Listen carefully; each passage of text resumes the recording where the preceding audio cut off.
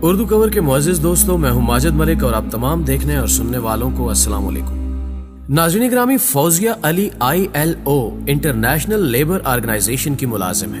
یہ کینیا میں پیدا ہوئی اور آج کل صومالیہ میں کام کر رہی ہے۔ یہ ہاف کاسٹ ہے، یعنی اس کا والد سیاہ فام اور والدہ سفید تھی، لہٰذا یہ سفیدی اور سیاہی کا خوبصورت امتزاج ہے۔ فوزیہ الحمدللہ مسلمان ہے۔ میری ان سے ملاقات اٹلی کے شہر ٹیورن میں ہوئی تھی۔ ہم نے 2009 میں ٹیورن میں ایک چھوٹا سا کورس کیا تھا۔ ہم ILO کے اس کورس میں 16 مسلمان تھے، لیکن فوزیہ علی ہم میں واحد خاتون تھی جو اسلام کے اصولوں پر مکمل طور پر کاربند تھی۔ یہ پورا لباس پہن کر آتی تھی، سر پر حجاب لیتی تھی، بلا وجہ گفتگو نہیں کرتی تھی اور نماز کی پابندی کرتی تھی۔ لیکن ان تمام تر اسلامی احتیاط کے باوجود میں نے اس میں ایک عجیب عادت دیکھی۔ وہ جب بھی شاپنگ یا سیر کے لیے باہر جانے لگتی تھی تو وہ ہمیشہ غیر مسلم حضرات کے گروپ کا انتخاب کرتی تھی۔ وہ ہفتے بھر کے کورس کے دوران کبھی کسی مسلمان مرد کے ساتھ سینٹر سے باہر نہیں گئی۔ میں نے ایک دن اس کی وجہ پوچھی تو وہ ہنس کر ٹال گئی، لیکن جب میں نے اصرار کیا تو اس نے ایک ایسا جواب دیا جس میں اسلامی دنیا کے تمام المیہ دفن ہیں۔ فوزیہ علی کا جواب تھا کہ میں غیر مسلموں میں خود کو زیادہ محفوظ سمجھتی ہوں۔ میں نے وضاحت چاہی تو وہ بولی، میں جانتی ہوں کہ کوئی غیر مسلم میری اجازت کے بغیر میری طرف دیکھنے کی جرت بھی نہیں کرے گا، جبکہ میرا مسلمان بھائی میرے اکیلے پن کا پورا فائدہ اٹھانے کی کوشش کرے گا۔ ناظرین گرامی، فوزیہ علی کا جواب تلخ ضرور تھا لیکن حقیقت پر مبنی تھا۔ ہم مسلمان اخلاقی طور پر اس سطح پر پہنچ چکے ہیں کہ ہماری اپنی بہو بیٹیاں اور بہنیں بھی ہم پر اعتبار کرنے کے لیے تیار نہیں ہیں۔ ہماری اسلامی دنیا میں کیا کیا گھناؤنے جرائم نہیں ہوتے۔ 20 جنوری 2017 کو کراچی کے علاقے کرنگی کراسنگ میں کیا ہوا؟ 6 سالہ بچی کو پہلے درندگی کا نشانہ بنایا گیا اور پھر اسے مردہ سمجھ کر کچرا کنڈی میں پھینک دیا گیا۔ یہ اس نوعیت کا پہلا جرم نہیں تھا۔ پاکستان میں ہر دوسرے روز اس قسم کا کوئی نہ کوئی واقعہ پیش آتا ہے اور ہمارے چہرے پر دنیا بھر کی کالک مل جاتا ہے۔ اسی طرح ایک 8 سالہ بچی کو کراچی کے علاقے لانڈی سے اغوا کرنے کے بعد جنسی زیادتی کا نشانہ بنایا گیا اور زیادتی کے بعد ملزمان اسے بے ہوشی کی حالت میں سرجانی ٹاؤن پھینک کر فرار ہو گئے۔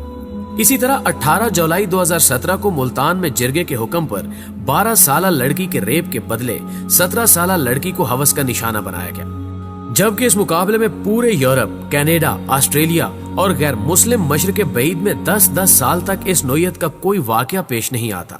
وہاں خواتین رات بھر نیم برنا حالت میں گلیوں میں پھرتی رہتی ہیں۔ ویکینڈ پر لڑکیاں شراب پی کر کلبوں میں ناچتی رہتی ہیں، لیکن نشے کی انتہا تک پہنچ کر بھی کسی لڑکے کو کسی لڑکی کو چھونے کی جرت نہیں ہوتی۔ عورتیں راتوں کو پورے یورپ میں سفر کرتی ہیں اور کسی کے ساتھ زیادتی یا چھیڑ چھاڑ کا کوئی واقعہ پیش نہیں آتا۔ لیکن کیا ہم اس مقابلے میں 58 اسلامی ملکوں میں ایسی توقع کر سکتے ہیں؟ کیا یہ حقیقت نہیں کہ ہماری خواتین دن کی روشنی میں بھی پردے میں باہر نکلتی ہیں اور غیر محفوظ ہوتی ہیں؟ اور کیا یہ درست نہیں ہم انہیں اسلامی ملکوں میں اپنے گھر میں اکیلا نہیں چھوڑ سکتے؟ پیارے دوستوں، میں اپنے دوستوں کو جب بھی اسلام کے سنہرے دنوں کی باتیں سناتا ہوں تو یہ لوگ ہنس کر جواب دیتے ہیں کہ تم تہذیبی نرگسیت کا شکار ہو۔ تمہارا تعلق مسلمانوں کے اس گروہ کے ساتھ ہے جس کی سوچ 900 عیسوی تک پہنچ کر رک گئی تھی اور جس نے کبھی زندگی، معاشرے اور تہذیب کو خلافت راشدہ یا اندلس کی مسلم ریاست سے باہر رہ کر نہیں دیکھا۔ میں بعض اوقات دوستوں سے اتفاق بھی کرتا ہوں، کیونکہ اس میں کوئی شک نہیں کہ ہم لوگ تہذیبی نرگسیت کا شکار ہیں۔ ہم بل گیٹس کا تقابل 1510 ہجری کے شام کے تاجروں کے ساتھ کرتے ہیں اور ہم ابن رشد کو آئنسٹائن کا روحانی استاد ثابت کرنے کی کوشش کرتے رہتے ہیں، لیکن اس کے باوجود یہ حقیقت اپنی جگہ مسلم ہے کہ حال اور مستقبل کی تشکیل کے لیے ماضی ضروری ہوتا ہے، کیونکہ شاندار ماضی ہمیں ہماری نالائکیوں اور بے وقوفیوں کا احساس دلاتا رہتا ہے۔ یہ ہمیں بتاتا رہتا ہے کہ تم کیا تھے اور اب تم کیا بن گئے ہو، اور اگر تم ماضی کی تابناک روایات کی طرف واپس نہ گئے تو تمہارا کیا حشر ہوگا۔ لہٰذا یہ نرگسیت نہیں، یہ حقیقت ہے کہ اسلامی دنیا پر کبھی ایسا وقت بھی آیا تھا جب خواتین تو بڑی بات بھیڑ بکریاں تک اسلامی سلطنت میں خود کو محفوظ محسوس کرتی تھیں۔ تجارتی قافلے جو ہی یورپ سے اسلامی سلطنت میں داخل ہوتے تھے تو یہ اپنے مال، جان اور آبرو کے خوف سے آزاد ہو جاتے تھے۔ مسلمانوں کی کریڈیبلٹی کا عالم یہ تھا کہ ہسپانیہ کا عیسائی بادشاہ اپنے وزیر کی نوجوان بیٹی کے ساتھ زیادتی کرتا ہے تو وہ مدد کے لیے کسی عیسائی بادشاہ کے پاس نہیں جاتا، وہ موسیٰ بن نصیر کو درخواست کرتا ہے اور موسیٰ بن نصیر اپنے غلام طارق بن زیاد کو اسپین روانہ کر دیتا ہے اور وہ چند ہزار لوگوں کے ساتھ اسپین پہنچ جاتا ہے۔ طارق بن زیاد کا یہ جذبہ آج بھی برننگ ڈیزائر کے نام سے انگریزی کا محاورہ ہے، چنانچہ یہ محض تہذیبی نرگسیت نہیں ہے، یہ اسلامی دنیا کی فراموش کردہ حقیقت ہے۔ ہم اکثر کہتے ہیں کہ علم مومن کی کھوئی ہوئی میراث ہے۔ میں ہمیشہ اس فکرے کو ادھورا سمجھتا ہوں، کیونکہ میرا خیال ہے کہ صرف علم ہی ہماری کھوئی ہوئی میراث نہیں ہے، بلکہ کریڈیبلٹی، ایمانداری، صاف گوئی، صفائی، انصاف، ٹیکنالوجی، کاروبار، امن، محبت اور ویلفیئر بھی مومن ہی کی کھوئی ہوئی میراث ہے۔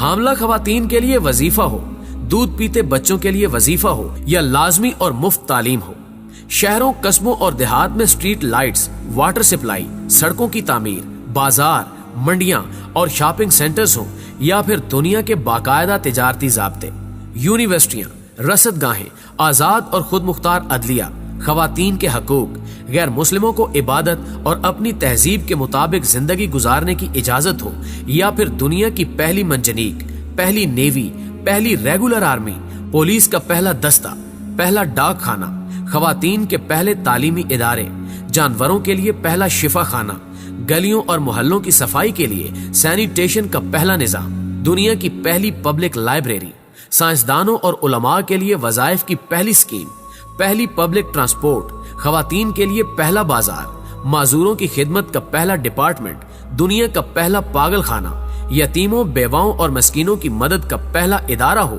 یا پھر سرکاری خرچ پر لاوارثوں کی تدفین کی پہلی اسکیم ہو، یہ سب کس نے شروع کیا؟ ناظرین گرامی، آپ کو حیرت ہوگی کہ یہ ساری اسکیمیں، یہ سارے ادارے، یہ سارے ڈپارٹمنٹس اور یہ ساری معاشرتی روایات مومنوں کی کھوئی ہوئی میراث ہے۔ دنیا کا پہلا اسپتال اور اس اسپتال میں مفت علاج کی روایت بھی ہم مسلمانوں نے شروع کی تھی، اور اونٹوں، گدھوں اور خچروں کے حقوق بھی ہم نے ہی طے کیے تھے، اور دنیا کی پہلی واکنگ سٹریٹ، دنیا کا پہلا پبلک پارک اور ملازمین کے لیے دنیا کا پہلا کوڈ آف کنڈکٹ بھی ہم ہی نے تشکیل دیا تھا۔ لیکن پھر ہماری یہ میراث وقت کی گرد میں کھو گئی اور ہم وہاں پہنچ گئے جہاں کبھی ہمارے دشمن ہوتے تھے، اور ہمارے دشمن وہاں آ گئے جہاں کبھی ہم ہوتے تھے۔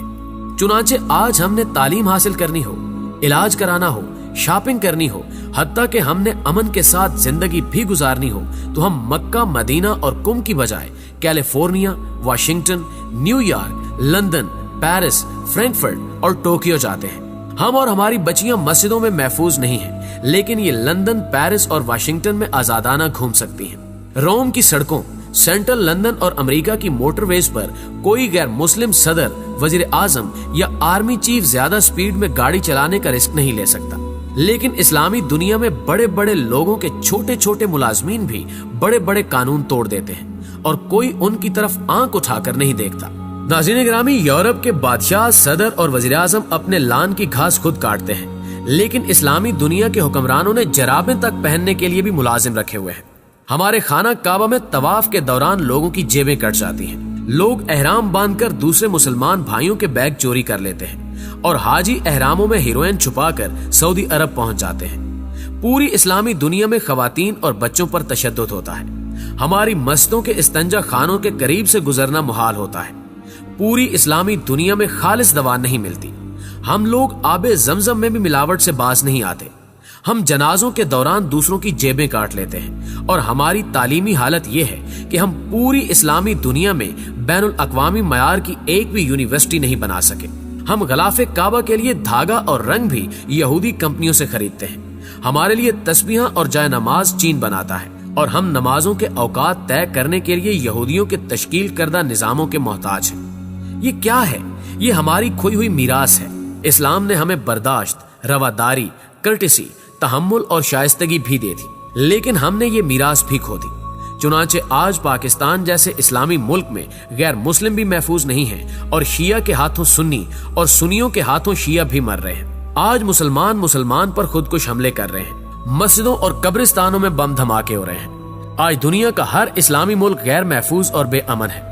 آج دنیا کا کوئی مہذب شخص کسی مسلمان ملک میں پاؤں رکھنے کے لیے تیار نہیں ہے۔ ہم علم سے لے کر انصاف تک دنیا کی بدترین قوم ہے۔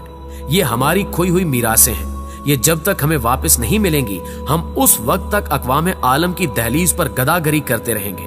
ہم اس وقت تک انسانی زندگی نہیں گزار سکیں گے۔ دوستوں، میں جانتا ہوں کہ آج کی ویڈیو میں باتیں ذرا تلخ ہیں، لیکن اگر آپ انہیں ٹھنڈے دماغ سے سوچیں گے تو یہ باتیں واقعی آپ کو حقیقت پر مبنی نظر آئیں گی۔ اگر آپ بھی اس حقیقت سے اتفاق کرتے ہیں تو ویڈیو کو لائک کرتے ہوئے اپنے دیگر دوستوں کے ساتھ شیئر کرتے ہوئے ہماری حوصلہ افزائی ضرور کیجیے گا۔ نیز ویڈیو کے حوالے سے کمنٹ باکس میں اپنی تجاویز بھی ہم سے ضرور شیئر کیجیے گا۔ آج کی ویڈیو میں بس اتنا ہی، جلد ہی حاضر ہوتے ہیں ایک نئی انٹرسٹنگ اور علمی ویڈیو کے ساتھ۔ تب تک کے لیے اپنا ڈھیر سارا خیال رکھیے گا۔ اللہ حافظ۔